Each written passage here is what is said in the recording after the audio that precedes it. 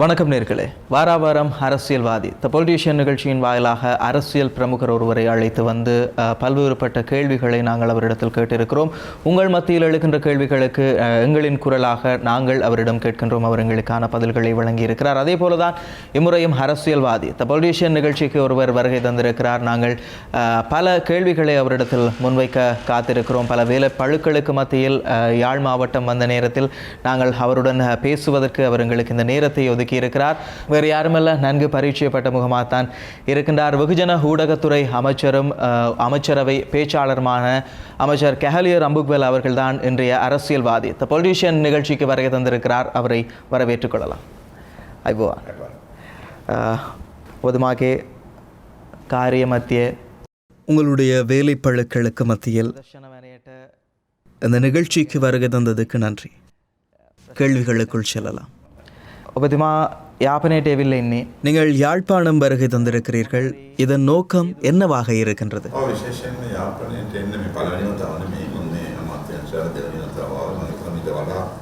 விசேடமாக யாழ்ப்பாணத்துக்கு வருகை தந்தது முதலாவது முறையல்ல, இரண்டாவது தடவையாகும். சில வாரங்கள் இருப்பதற்கு எதிர்பார்க்கின்றேன். ஏனெனில் அதில் ஒன்று அபிவிருத்தி திட்டத்தில் பாரிய முதலீடு செய்யப்பட்டுள்ளது. அபிவிருத்தி வேலை திட்டம் நடைபெறுகின்ற போது அது தொடர்பான புரிந்துணர்வு பங்கீடு மிக குறைவு என நான் நினைக்கின்றேன். அரசாங்க அமைச்சர் அபிவிருத்தி வேலை திட்டத்தை மூடி மறைக்கின்றனர் என்று சந்தேகிக்கப்படுகின்றேன். அதனால் அந்த பகுதியில் ஏற்படும் குறைபாடுகளை தேடி அறிந்து நிவர்த்தி செய்ய ஏற்பாடு செய்வேன்.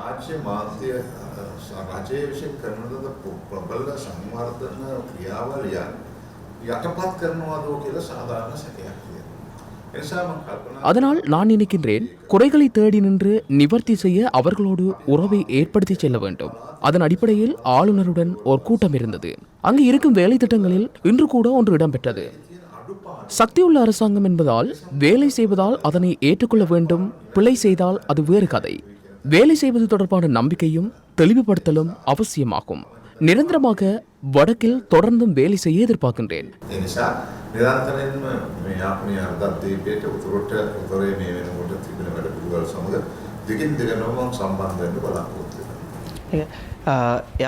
யாழ்ப்பாணம் வருகை தந்ததன் பின்னர் உங்களால் அவதானிக்க முடிந்திருக்கும் யாழ் மாவட்ட மக்களுக்கான நிலையான அபிவிருத்தி தேவை என்பது. எனவே அதற்கான திட்டங்கள் ஏதும் உங்களிடத்தில் இருக்கின்றதா?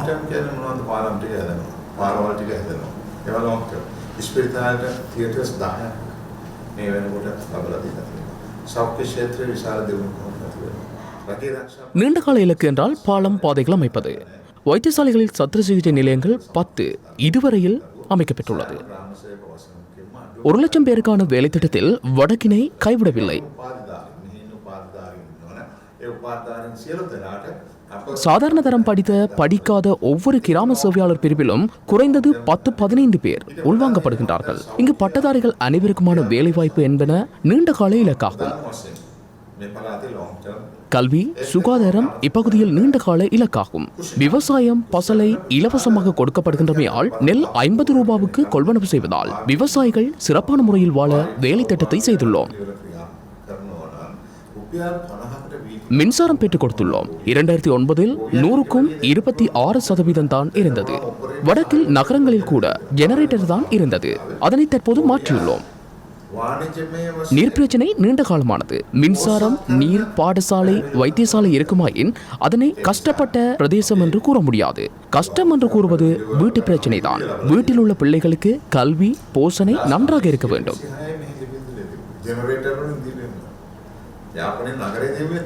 விவசாயம், மீன்பிடி தற்போதைய நிலையை விட பிரதான ஆதாயமாக மீன்பிடி துறையை ஒழுங்காக கொண்டு செல்வதற்கு சக்தி கொடுக்க வேண்டிய வேலை திட்டங்களை மேற்கொள்வோம்.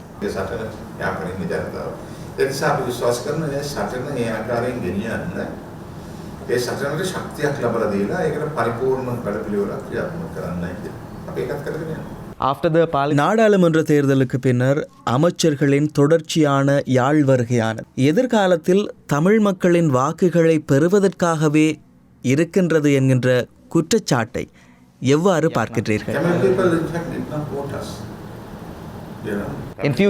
எதிர்காலத்தில் வாக்குகளை பெறுவதற்காக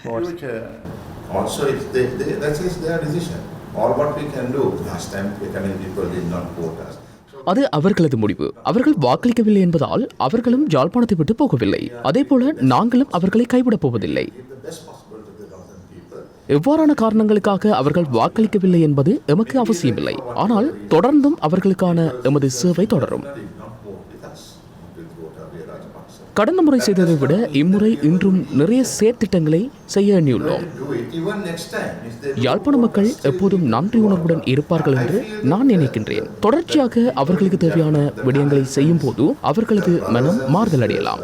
வெறுமனே வாக்குகளுக்காக மாத்திரமில்லாமல் தொடர்ந்தும் அவர்களுக்கு நிறைய நன்மைகளை நாங்கள் செய்வோம்.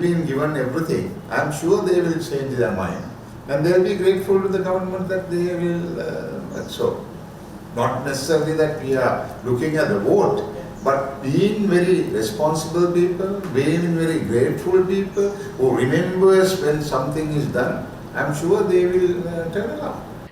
கடந்த காலத்தில் ஊடகவியலாளர்கள் பல சவால்களை எதிர்கொண்டிருக்கிறார்கள். தற்போதும் எதிர்கொண்ட வண்ணமே இருக்கின்றார்கள். அதற்காக ஏதும் செயற்றிட்டங்களை செயற்படுத்த திட்டமிட்டிருக்கிறீர்களா?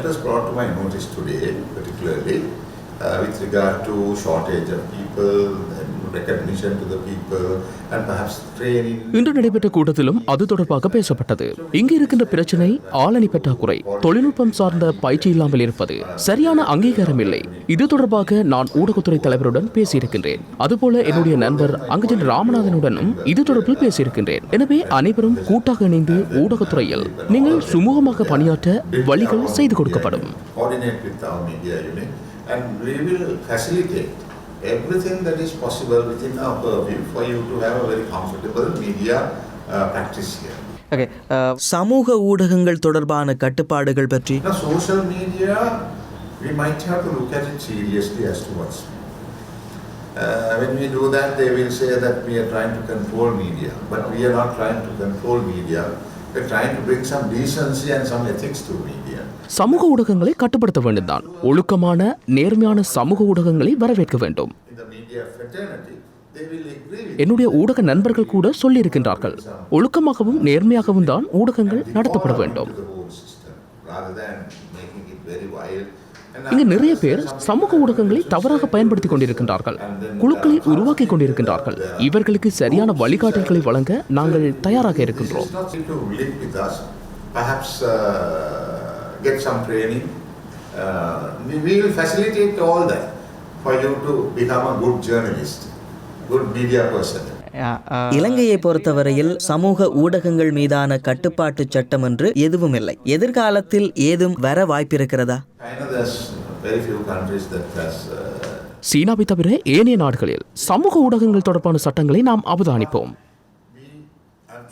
நிச்சயமாக உங்கள் கருத்தை நாங்கள் பரிசீலிப்போம்.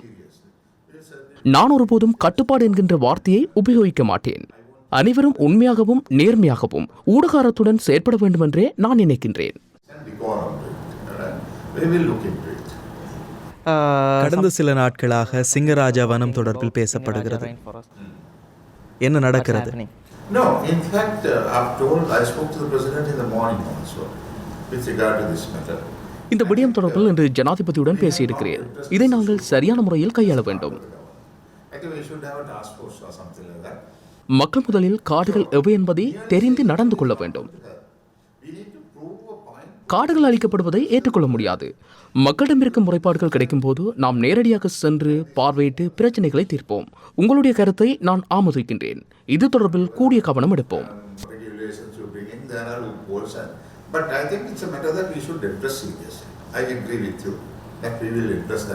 And then in the near future you will find some truth coming up. Tamil அரசியல்வாதிகள் ஜெனீவா தொடர்பாக அதிகம் பேசி வருகிறார்கள். இது தொடர்பில் உங்கள் நிலைப்பாடு? I mean, the government. It was created by Mangala Samagriga. It was created by the diaspora, for whatever the reason, that there was a genocide, which is not so. Because in the last, they are talking of the last 2 weeks of the war, that the government forces killed 60,000 people, innocent people. Now, there is no credible evidence to that, whatever it is. Then we have the LLRC. இந்த விடயம் மங்கள சமரவீர அவர்களால் ஆரம்பிக்கப்பட்டு 60,000 மக்கள் யுத்தத்தில் கொல்லப்பட்டிருக்கின்றார்கள் என சொல்லப்படுகிறது. ஆனால் பல நாடுகளின் அறிக்கையில் 7,000 மக்களே கொல்லப்பட்டதாக சொல்லப்படுகிறது. ஒரு அரசாங்கமாக எமக்கு உண்மை வெளிவரும் என்ற நம்பிக்கை இருக்கிறது. 3 லட்சத்துக்கும் அதிகமான மக்களை நாம் மீட்டிருக்கின்றோம். அவர்களுக்கு நாங்கள் வாழ்வதற்கான அனைத்து வசதிகளையும் செய்து கொடுத்திருக்கின்றோம். யாழ் மாவட்டம் இப்போது பாரிய அபிவிருத்தியை கண்டிருக்கின்றது. அதைவிட கிட்டத்தட்ட 1.5 மில்லியன் கன்னிவடிகளை அகற்றியிருக்கின்றோம். பாடசாலைகள் அனைத்தும் புனரமைக்கப்பட்டு சமமான கல்வி வழங்கப்படுகிறது. நீர், மின்சார வசதிகள் கிடைக்கப்பெற்றுள்ளது. இவை தவிர ஏனைய அனைத்து வசதிகளும் ஏற்படுத்தப்பட்டிருக்கிறது. எங்களை ஜெனீவா உட்பட பலர் குற்றமளித்தவர்கள் என்று சொன்னாலும் நாம் இதனை செய்திருக்கின்றோம். தொடர்ந்தும் செய்வோம். நாங்கள் ஜெனீவா சவாலை எதிர்கொள்ள தயாராகவே இருக்கின்றோம். Free fertilizer. We are also treating all the schools. We've given buildings. We've given personnel. So we've done immense amount of work, although with all the criticisms of Geneva and kind of. So we'll meet the challenge of meeting Geneva.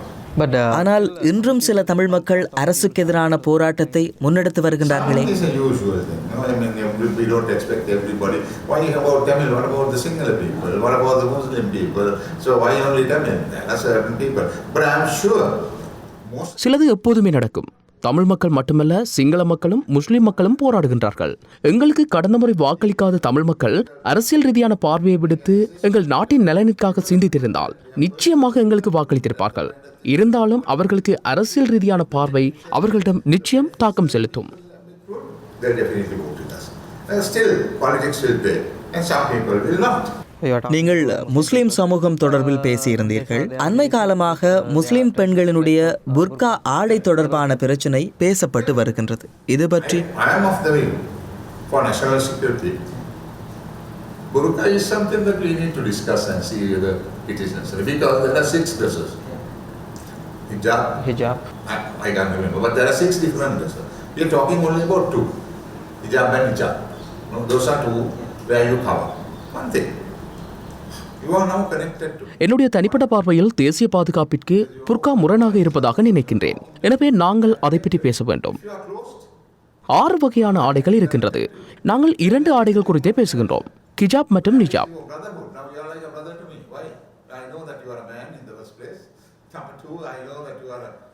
நானும் நீங்களும் தொடர்பாடல் செய்கின்றோம். உங்கள் கண்களை நான் பார்க்கின்றேன், நீங்கள் சிரிப்பதையும் பார்க்கின்றேன். இதனால் நாங்கள் நெருக்கமாக பழகுகின்றோம். ஆனால் நீங்கள் உங்கள் முகத்தை மறைத்திருந்தால் என்னால் உங்களுடன் நெருக்கமாக முடியாது. பிறகு எவ்வாறு மனித தொடர்புகள் ஏற்படும்? எவ்வாறு சகோதரத்துவம் ஏற்படும்? உலகில் 16 நாடுகள், முக்கியமாக ஜனநாயக நாடுகளான பிரான்ஸ், சுவிஸ், டென்மார்க், அதேபோல 3 முஸ்லிம் நாடுகளும் புர்காவை தடை செய்துள்ளது. ஒரு விடயம் தேசிய பாதுகாப்பிற்கு அச்சுறுத்தலாக இருக்கின்றது என்றால் அதை பற்றி பேச வேண்டும். You will now, I will reveal my age anyway. 25 years ago, we have seen Muslim girls, beautiful girls. இன்னும் ஒரு விடயம், 25 வருடங்களுக்கு முன்னர் அழகான பெண்கள், அழகான சமூகத்தை சார்ந்தவர்கள், அவர்களுடன் நான் பேசியிருக்கின்றேன், பழகி இருக்கின்றேன். ஆனால் கடந்த 10 வருடங்களாகவே இவ்வாறான விடயங்கள் உள்ளது. இதனால் தொடர்புகள் அற்றுப்போகிறது. இதன் காரணமாகவே சில முஸ்லிம் நாடுகள் புர்காவை தடை செய்திருக்கின்றது.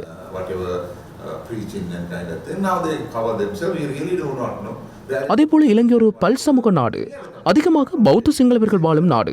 எனவே தொடர்பாடல் அவசியம். இன்று நான் உங்களுடன் பேசுகின்றேன், நாளை உங்களை பார்க்கும் போது உங்களுடன் நான் பேச வேண்டும். இதனை நீங்கள் இழக்க விரும்புகின்றீர்களா?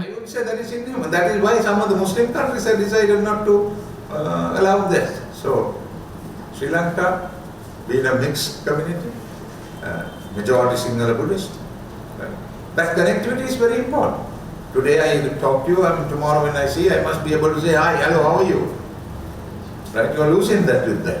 Should you do that? In past, Yahapalana government. கடந்த நல்லாட்சி அரசாங்க காலத்தில் பல அபிவிருத்தி திட்டங்கள் முன்னெடுக்கப்பட்டதாகவும் தற்போது இந்த அரசாங்கத்தினால் அவை கைவிடப்பட்டிருப்பதாகவும் குற்றச்சாட்டு முன்வைக்கப்படுகிறதே. You are the witness, not me. I come once in 3 months.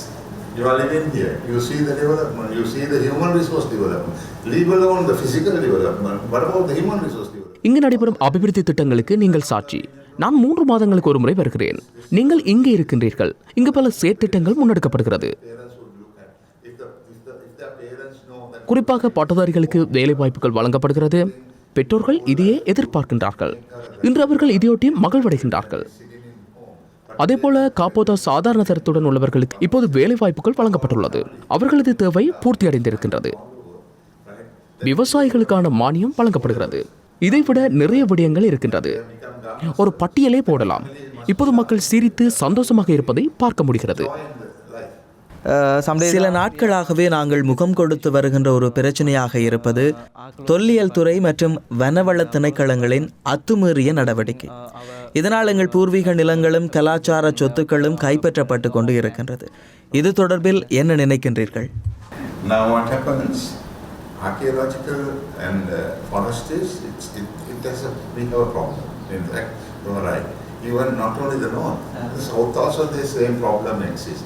There's in some other areas where they say this is.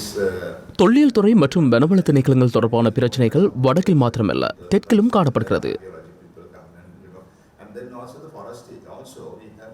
சில பகுதிகளில் மக்கள் அத்துமீறிய குடியேற்றங்களை மேற்கொண்டிருக்கின்றார்கள். அதேபோல தனியார் நிலங்களில் தொல்லியல் துறை ஆய்வுகளை மேற்கொண்டிருக்கிறது. இது தொடர்பாக நாங்கள் அதிக கரிசனை செலுத்த வேண்டியுள்ளது. இதனை சரியான முறையில் அணுகும் பட்சத்திலேயே தீர்வினை பெற்றுக்கொள்ள முடியும். அனைவரும் இந்த பிரச்சனையில் நாடு சார்ந்து யோசிக்கும் போது நிச்சயமாக தீர்வினை பெறலாம். இருப்பினும் நிச்சயமாக இதற்கு தீர்வு பெறப்படும்.